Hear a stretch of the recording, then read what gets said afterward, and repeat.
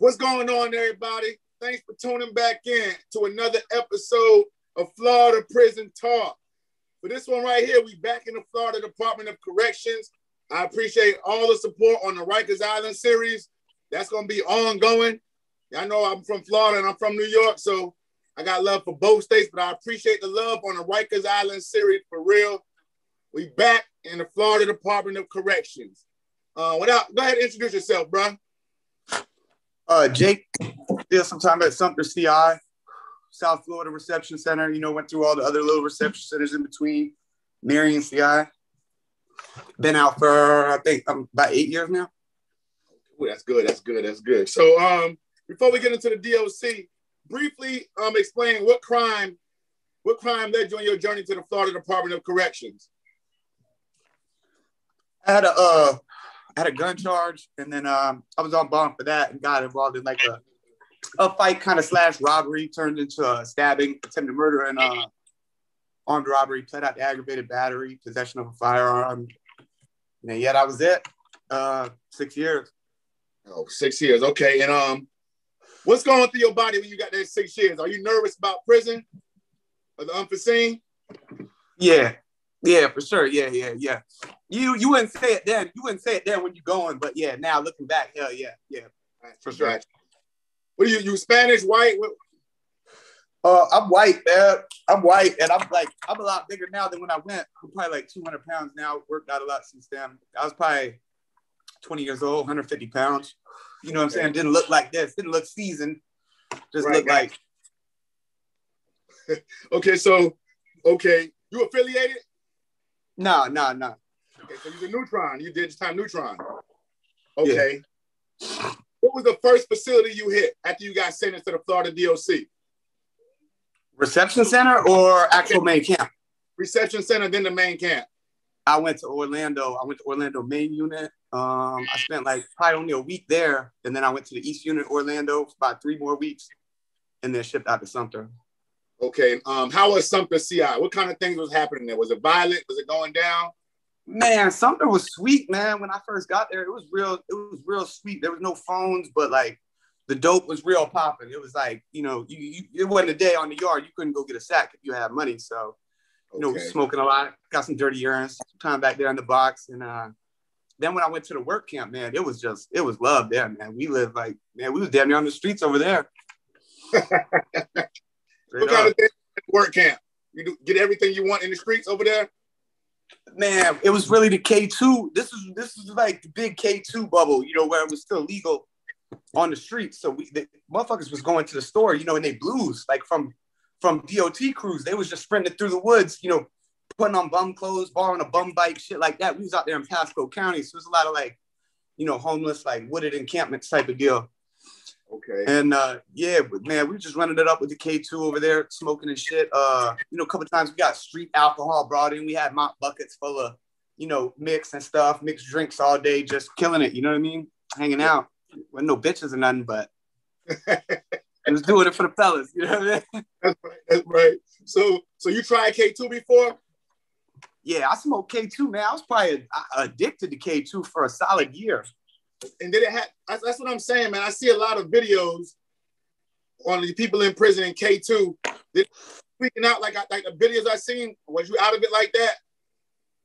I never bugged out noticeably where somebody could be like, oh, he's flipping out over there. But mentally in my mind, I definitely had to go to my bunk more than a few times and get away from everybody. Where I was legitimately just terrified of everything. It was just this extreme, crazy amount of paranoia. Got you. And that's what I'm saying, man. Prison is a dangerous setting. So you being on K2, you never got caught slipping? Nobody? Nah. By the time the K2 was popping, I had already been there for a long time. Plus, I was at a work camp and I had already, established myself as a little bit of a fighter or whatever. I wasn't easy pickings compared to everybody else here. You know what I mean? And that's what I want to ask you, man. Going right into my next question. How is it being a white boy in the Florida Department of Corrections? I heard white boys don't stick up for each other. Can you explain that?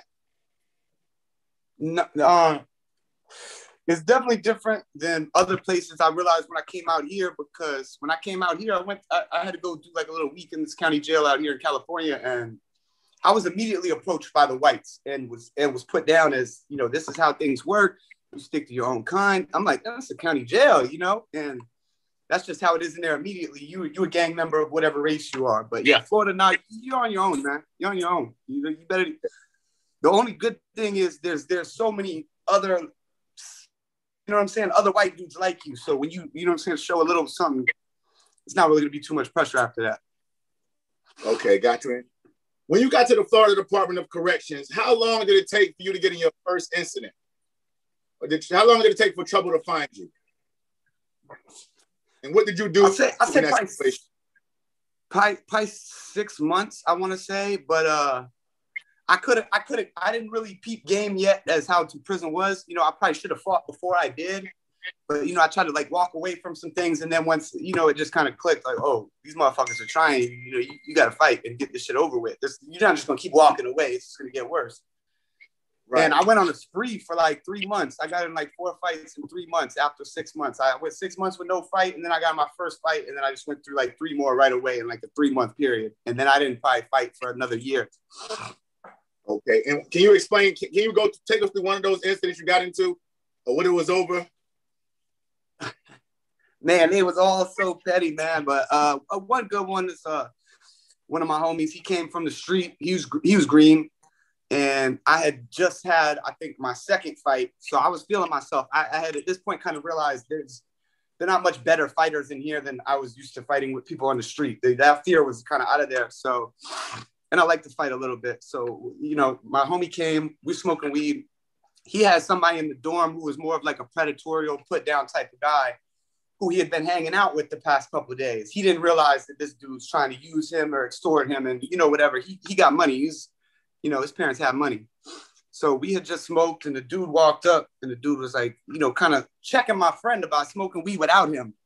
And I guess I was just looking at the dude funny or whatever, and that was it. He just looked over. He was like, you know me? I said, nah. He said, why you looking at me? I said, you standing right in fucking front of me.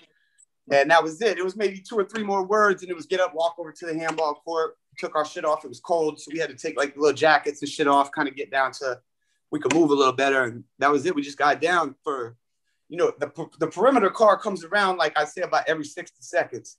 And that's the only person who can see in this blind spot in the handball court. So about every 60 seconds, everybody's like, yo, break, you know, and you come out of there or whatever. And then they go to hitting the handball court. You kind of stand there. And we did 3 rounds of that shit. And then the yard just had closed. Oh, for real? So, okay. Yeah.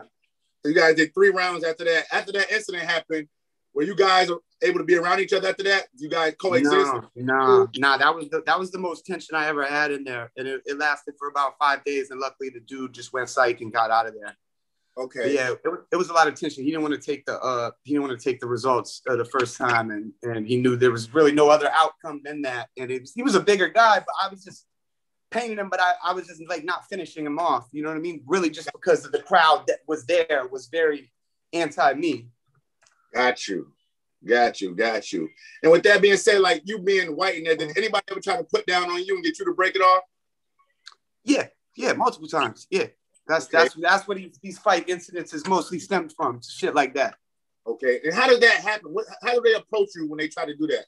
Is it a finesse game? Explain. It's like subtle shit. Like they'll try to befriend you a little bit, you know what I mean, and then ask you for some, and then maybe try to do you a little petty favor, and then try to get more back, and then maybe try to be like, oh man, you fall as fuck, you know, try to do something like that. We should just take your shit, you know what I mean? Start saying little things like that, and to the point where it's like, okay, yeah, these people are my friends. I need to, you know, stick up for myself and do what I have to do at this point. And okay, and did you feel like being in there? It's like you're outnumbered, right? It's always like that. No matter what facility you go to, you're always going to be outnumbered, right, by other races, right? Yeah, that's gonna help. Yeah, I mean, off their bunk in Florida DOC and be like, nah, he's one of us. You know what I mean? Nah, that ain't happening on my behalf. Got you. And I'm broken up. Are you back? All right. And how about the Unforgiving gang? Have you ever been around them at facilities? They were there. Yeah, there was there was quite a bit of them there. Yeah, I feel like the older ones of them, they're more or less like really, you know, what they say they are. But most of the younger guys that I seen at the camp that I was at, that was a part of it, were just like, oh, you know, soft white kid, you get money. All right, yeah, cool, you're one of us. You know what I'm saying? Right. They were kind of just being extorted by the other whites. You know what I'm saying? It seemed to me. Got you. And okay, so you're at the facility. You said you went to Marion, right? What kind of facility is Marion? Marion was fucked up. Marion was fucked up, man, because I came from the work camp. So, you know, it was sweet that I've been there some years. I had a good little hustle going on, you know, making money, knew everybody there, the officers, everybody had a good relationship with me. I was just moving freely pretty well. And then I went to Marion and they put us on the main unit too. So I'm already back in the main unit. I'm like, fuck, you know what I'm saying? I only got a couple of years left. I'm about to be out of here to work at least next year. I'm not trying to be back on a main unit like this. And then, yeah, that shit was like a stabbing every other day at Marion. And then, yeah, I just fucked up everything on the construction site. Everybody else was like, man, we got to hurry and get it done. And they're going to send us back. I just fucked everything up immediately till the dude snatched the ID off my shirt and was like, you know, what camp you came from? He asked me a couple questions. That was a Thursday. Monday morning, I was rolling it up, going back to Sumter. Okay. And you said Marion was a lot of stabbings and going on. Did they have a heavy gang presence there? Yeah, it was a big gang thing. Hispanic gangs. I'm not sure which one. I'm not really into their echelon, but yeah, the Hispanic gangs definitely had everything on lock over there. You didn't want to fuck with them. Did you witness any stabbing incidents while you were at Marion? My first day. Yeah, not my first. Well, we came at kind of night, but the next day when we came out to the first yard in the morning, there was kind of like a showdown with two guys where one had a knife and then the other guy kind of ran and he got a knife and came back and then the other guy was kind of, you know, bouncing around and one of them got let off for the rec yard. This is how fucking the police just didn't care. They seen these knives, didn't even take them away from the inmates. They just kicked them off the yard. So it didn't happen on his shift or whatever. And when we came back out for the second yard, or it might have even been chow, but it was like the next time they let us out, I was coming out the door and the other dorm was going and the one littler guy was chasing the bigger guy and was stabbing him in the back. And you could just see like, it wasn't bleeding that bad. It was like a little ice pick or some shit he was hitting him with, but you could see the little red spots coming. And he was, you know, he's terrified. He's trying to get out of there. He was doing trying to like a game of tag and Buddy was just wetting his ass, trying to get it in his neck and shit. And yeah, I had called home to my mom that night and she's like, so how was the new prison they sent you to? I got a lot, you know, yeah, no, it's nice. Yeah, I got some friends here. Yeah, it's just like the other spot. We're real good, Mom. Oh, that's right. So was it dorm living or cell house? They had both there. I was in open bay dorms. They had a lot of different dorms there. It was an older prison. So we started off in an orientation dorm, which was like pretty much normal everyday two-wing dorms, like most other prisons. And then they moved us to A2, which was this long ass A building was like, you got A1 and A2. Anybody who was at Marion around 2010 or something like that, will tell you A1 and A2 was fucked up. It was like the biggest open bay dorm I ever been in. There was like 100 bunks in each one, in 1 and 2. And it was just so far from the officer station. Nobody ever came in there and checked. It was just clearly, you know, the inmates in here run things. And we were there for construction from another prison, you know. I don't know nobody. And then I got to be up at like 4:30 in the morning. They woke us up for construction. Nobody else in that dorm had anything going on. So they was just up all night beating on lockers and everybody just slept all day. So right. Yeah, it was rough. I was getting the fuck up out of there. Yeah, I know you was happy to leave there, man, for real. Yeah. How was it sleeping in an open bay dorm? Like, is it hard to, like, that just has to be a crazy existence. And with all that violence going on around you and still able to get a good night's sleep. Was you able to stay out the way when you was at Marion? Yeah, I slid right through it, Marion. I never had any, you know, run-ins at all. Well, I feel like once you're there longer, you just know how to move a little better. You got a different look on your face to yourself, like. Got you. You know, but people that came with me did. Yeah, they did get fucked with. A lot of them got robbed. The radios and shit took, you know, extorted in whatever kind of ways. But yeah, I slid through that one pretty smooth. Yeah. So that's okay. How about corruption? Have you ever seen corruption while you was in the Florida DOC? You ever seen the It's the most corrupt thing I've ever seen in my life, because I've never been in the inside of a lot of things, but I mean, yeah, you can't imagine that. I mean, I tell people stories and they're like, how do they do that? Like, how can they do that to you? Like, I've been literally with 10 officers witnessing it. Had an officer come in my cell in confinement and just smack the fuck out of me multiple times. With a bunch of officers witnessing, the whole box is witnessing. There's like 80 people watching this shit. You know what I'm saying? And it just goes on every day, just like that. They just do whatever they want to, man. Ain't nothing you can do about it. Okay. Well, why did he smack you for? What was this like? What was y'all bouncing off, back and forth? Nah, no, hell no. I would have never, hell no. He would have killed me if I would have went back and forth with him. Nah, he was, I don't know why. He was a weird, if anybody was at Sumter around these years, like probably 07 to 2010 or some shit, maybe probably like 05 to 10, would know of Colonel Olinger. They called him Big O. This motherfucker was like, he was extorting money from the prison, all kinds of shit. He was just a real gangster motherfucker now that I look back, but he ran shit. He had inmates on his team, all the officers, everything. He had all the young dudes jacked on steroids. Oh, and he let me out of the box early because a hurricane had hit another prison. So they let us all out. And for some reason, he like picked me out of everybody and was like, you better not come back to the box. And I came right back to the box. And that was it, man. He dead ass meant that shit, and he came in there and just smacked the fuck out of me. It was literally, he said, what I tell you I was going to do if you came back to the box? And I was like, man, he said he was finna hit me. He's like, what you in the box for? And I was like, dirty urine. And he just said, pow. And right as the anger and like the rage of being smacked by another man is kicking in, he came with the backhand. And gave me the second one. It's just had to eat that shit. Yeah, it was rough. It was humbling, man. I'm hearing about so much of that corruption, man. I'm hearing so much about how are they able to get away with it. Like, and when they do this stuff, it's always other inmates are right. They can witness it, right? They don't care about that, huh? Well, if you witness it and you say, hey, I'll make a witness statement for what's his name, you're going straight to the box under investigation. And they gonna fuck with you when you get back there. It's like you're in a prison full of criminals that are holding you. You just can't make no waves with them. If they smack you or do something to you, you're honestly, your best bet is to just act like nothing happened. That's what I heard about your way. It's like when I see slavery movies, I think about prison because I'm like, damn, this is how they treated the fuck. They're still doing this shit right now. Two motherfuckers right now of all races, but majority of black people are fucked up right now and still in slavery and being treated horribly just like that. Like they'll beat you, put you in the hot confinement cell for 60 days because you refuse to work. Like that's a real thing. It's 2 months in the box and you lose like 6 months of game time for refusing to work, So they make you do the slave labor all day long and beat shit out you if you don't do it. Damn, man. Okay. Yeah. How about letters and support? Did you have a lot of support when you was in prison from your outside family? Just my mom, pretty much. My grandparents kept in touch a decent bit. My aunt did. Friends and girlfriends and stuff. They popped up here and there, but yeah, now 6 years. I mean, just really moms was there every day. I could call them to, she's gonna make sure that she stay in contact.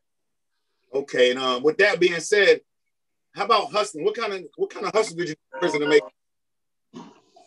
I say, man, I didn't really know how to hustle in prison when I first got there. I just kind of was like, well, my mom will send me money. And then my mom was like, yeah, I keep sending you money every fucking month like this.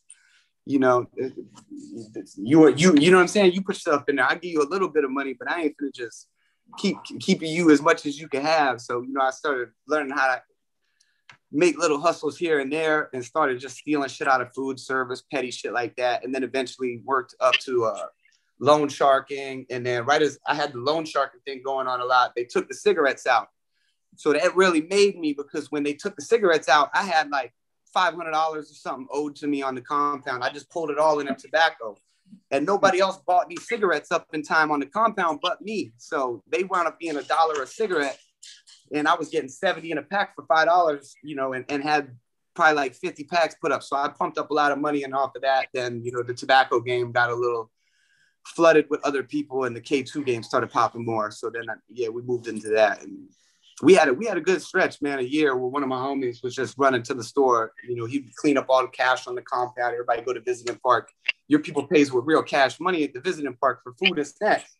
So they can bring in $50. You know what I mean? They're only going to spend like $10 and take the other 40 back. So, you know, we clean up a couple $1,000s off the compound like that. And, you know, take it back out there, buy a bunch more for way cheaper, bring it back in. You know, we can smoke good and eat good and, you know, make a little street money. Hell yeah. And I can't help but this, earlier you said that you messed the construction site up. Tell us about that. What do you mean by you messed the construction? What happened with that situation? They just they kept trying to find things that I could do and not fuck up. But I told the officer, I knew my plan right away, that I was going to destroy everything on the job site. I had told them all this construction experience I had, thinking when I went to prison, they'd get me to a good prison. But I was already at a good prison, and then they tried to send me to a fucked up prison because of this construction experience. Well, I didn't even really have most of that construction experience. It was lies anyway. You know what I mean? And then the shit I did know, I just told the guy when I got there that I lied. The first time he asked me, he said, "What the fuck you doing here? You're supposed to have construction background or something. How you don't know how to mix fucking mud?" Like, he wanted me to mix some concrete up in a bucket. I did it a million times before, but I just kept fucking the whole thing up, knocking the bucket over, cracking the side out the bucket, concrete's going everywhere. And he just kept trying to find easy jobs I couldn't fuck up. At one point, he had me trying to mark things with a pencil, and I just was, purposely fucking marking them wrong. And That was when he snatched my ID and was like, "Yeah, you can't be on my job site," because he was like the officer in charge of it and realized I wasn't going to do no good for him. Got you. And how much time would you say you spent in solitary? We're about to close right now. This part one. How much time did you spend in solitary confinement when you was locked up in Florida DOC? In solitary confinement? Yes. Probably a little over 6 months. I added it up one time. Yeah, it was a little over 6 months. Okay. So how was it? Was it hard for you when you came home from prison with that box time and stuff, that solitary confinement time? When you came home from prison back into the civilian world, was it hard for you to adjust? Yeah, it was really different. I realize it now, looking back, you know, how I kind of thought then, and I see friends get out, and I see them kind of like react certain type of ways that I did too back then. Like, people on the streets are really disrespectful. Like, you don't realize it until you go to a place where respect is held so highly, where nobody's going to tolerate the least little bit of disrespect, and it could turn into such a level of seriousness so quick that nobody's, you know, trying to go there if they don't have to. So, you know, you come out here, people would just, "Hey, fuck you, you know, get out of the road." You know, that shit used to, like, it really bugged me out if somebody would flip me off and say, "Fuck you" in traffic. I was really, you know, I took it the same way as I would in there. If somebody was like, "Yo, fuck you," like, instantly, we gotta, you know, make something of it. We went through the Florida Department of Corrections, man. What are you doing now? What's going on now? Where you living at now? What are you doing right now? Let's talk about the redemption. I'm just in California, man. I just made some good investments, and I'm fucking doing a lot with Bitcoin. I'm out here in Humboldt County, man, where marijuana is pretty much legal here. So, you know. Okay. What brought you out to Cali? Oh, the weed. Yeah, I was just always a big fan of it, you know. And this is Humboldt County, California is known. It's the marijuana capital of the world. And they just really don't mess with people out here for it. You know, if you sell it, smoke it, whatever, as long as you stay really here and you're not trying to traffic it to other parts of the world and stuff like that, you tend to be pretty good. You know, growing it, you can grow it. They don't really bother you, you know, unless you have too much or whatever. Okay, got you. Hey, listen up. You got anything to say before we close? Listen, real quick. Were you from Charlotte County, you said? Yeah, Charlotte County. Okay. Real quick, man, because like I said, you got these kids out here doing crazy stuff. You had a gun charge. You was doing all kind of stuff as an adolescent. Speak to that kid that's watching this, man, that's out there in the streets, that's robbing, that's stealing. What would you tell him, man? Ain't giving that time back once they swing that gavel, man. And especially when it comes to guns, man. Any kind of robbery or gun shooting, like, they're not playing with you. You're getting 10 or more years, and everybody you around right now that you're trying to impress doing that shit, they're not even gonna remember you when you get out, you know, or they're gonna be right there next to you at the next count over, you know, getting getting squat and cough, your nuts looked at, and they spread your ass cheeks, and you got to take all the shit from these rednecks. That's what you got to look forward to. Last question, since you said rednecks, your segue. How did they treat you when you was up in Florida? Did you have an advantage since like most of the guards is rednecks, like you being white? Did they give you a little bit more leeway than they would give anybody else?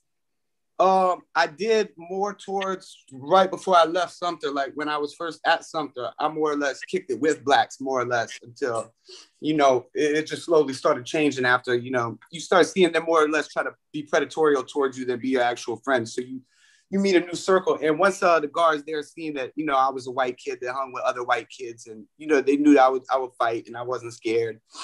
They treated me a lot better there. Yeah. And then when I went to SFRC, it was the opposite. It's, that's Miami. It's ran by all blacks. So I went back to being, treated like shit, while they were treated better. So I never gave a fuck. You were getting treated like shit regardless. How'd you get back to SFRC?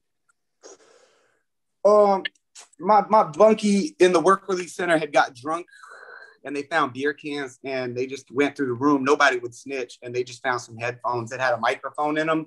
So they called it a cell phone accessory and just sent me back for that because I wouldn't tell on him, basically. Gotcha. I had like 3 months left on a 6-year sentence. I'm like, I don't give a fuck where you send me, buddy. You know what I mean? It's over. Well, hey, man, 6 years, man, is a long time, man. Hey, salute for doing that time. You up in Humboldt County, you're doing your thing. Yeah, you too, man. Good luck with the YouTube channel. I really appreciate that, Jake, man. I appreciate the energy. I appreciate the interview, man. And I'm glad you're on the right law this time, man, because 6 years is a long time. That's a long 365 times sure. 6. Well, keep exposing that shit, man. You know what I'm saying? Try to put a stop, try to make a difference in there for them boys, man, because they need people like y'all, for real. I'm going to like and subscribe to your shit and share too, man. So good luck with everything. Thanks, man. Hit that like and subscribe button. Florida Prison Talk. We out of here.